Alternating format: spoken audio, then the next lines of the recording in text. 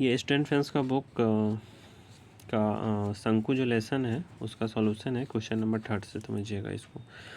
3 में क्वेश्चन का है, यदि किसी लंबित शंकु और लंबित बेलन के आधार तथा ऊंचाई समान हो तो उनके आयतनों में निम्नलिखित में से कौन सा संबंध होगा। तो ये नंबर आंसर होगा शंकु का आयतन जो छोटा होता है किसके आयतन से, बेलन के आयतन से। 4 नंबर क्वेश्चन कहता है, समान आधार तथा समान ऊंचाई के लंब बेलन और लंबित शंकु के आयतनों का अनुपात क्या होगा। समझिएगा, समान आधार है, समान ऊंचाई का जो बेलन है उसी के हिसाब से शंकु का आयतन, अर्थात बेलन का आयतन का अनुपात और शंकु का आयतन का अनुपात निकालना होगा।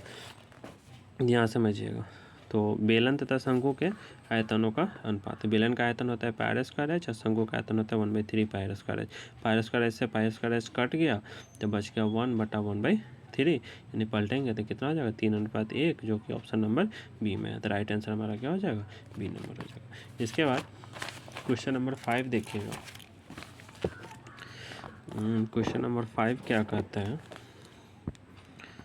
एक सेकेंड। हाँ, क्वेश्चन नंबर 5 कह रहा है, जो a सेंटीमीटर किनारे वाले घन का आयतन और a सेंटीमीटर आधार की त्रिज्या तथा a सेंटीमीटर ऊंचाई वाले शंकु का आयतन का अनुपात निम्नलिखित में से क्या होगा।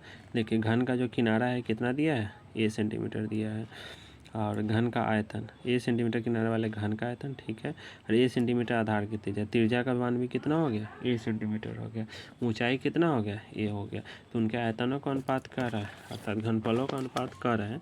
तो घनफलों का अनुपात जो कहेगा तो घन तथा शंकु के आयतनों का अनुपात, तो घन का भुजा दिया है कितना, a क्यों, ए दिया है, तो घन का आयतन होता है भुजा क्यों, ए क्यों। शंकु का आयतन में जो है आर का मान भी ए ही दिया है और ऊंचाई भी क्या दिया है, ए ही दिया है। तो 1/3 पाई ए स्क्वायर इंटू ए, यानी पाई आर स्क्वायर एच हो गया, तो 1/3 ए क्यू, यानी पाई/3 ए स्क्वायर में ए से गुना करेंगे तो ए क्यू हो जाएगा, तो ए क्यू से ए क्यू गया, तो 1/1/3 पाई, काटेंगे इसको तो 3 कितना हो जाएगा पाई, तो अनुपात में हो जाएगा 3:पाई, जो कि ऑप्शन नंबर ए में है। राइट आंसर हमारा यही होगा, ठीक है। इसका तो क्वेश्चन नंबर 6 देखते हैं। क्वेश्चन नंबर 6, ठीक है। क्वेश्चन नंबर 6 हमारा कह रहा है, जो समान ऊंचाई वाले दो शंकु की त्रिज्याएं, समान ऊंचाई वाले दो शंकु की त्रिज्याएं 1:2 के अनुपात में है, तो उनके आयतनों का अनुपात क्या होगा। देखिए, समान ऊंचाई दोनों का सेम है, ऐसे ही रह जाएगा, त्रिज्या 1:2 के अनुपात में हो जाएगा, तो उनका आयतन का अनुपात क्या है, ठीक है। तो इसको अगर हम देखें तो क्वेश्चन नंबर 6, तो त्रिज्या का अनुपात आपको दे रखा है R1:R2 बराबर कितना, 1:2। तो शंकु की ऊंचाई का राय समान है, h हो गया, तो आयतनों का अनुपात 1/3 पाई, एक त्रिज्या R1 एक त्रिज्या R2, तो पाई आर स्क्वायर एच बटा पाई R2 का स्क्वायर है, तो 1/3 पाई से पाई कट गया, इससे h कट गया, तो R1/R2 का स्क्वायर बचा।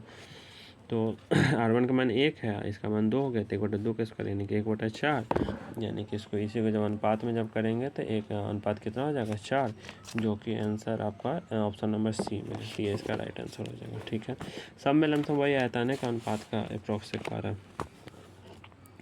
7 नंबर क्वेश्चन कहिएगा, तो 7 नंबर क्वेश्चन में भी कुछ इसी टाइप का है, जो किसी लंबित शंकु की त्रिज्या ऊंचाई दोनों ही दूनी कर दी जाए तो ठोस के घनफल एवं पहले ठोस के घनफल का अनुपात क्या। देखिए, शंकु की त्रिज्या और ऊंचाई दोनों को दोगुना कर दिया गया, अर्थात r बराबर 2r हो गया, ऊंचाई बराबर क्या हो गया 2h हो गया। तो पुराना शंकु और नया शंकु दोनों के घनफल का अनुपात कहता है, तो बस उसी पे घनफल का अनुपात दोगुना हो गया, तो एक का दोगुना हो तो 1/3 पाई इंटू 2r का स्क्वायर इंटू 2h, एक शुरू वाला तो फॉर्मूला में जानते हैं 1/3 पाई आर स्क्वायर है, जिसका तस्त 1/3 पाई से 1/3 पाई कट गया, ठीक है,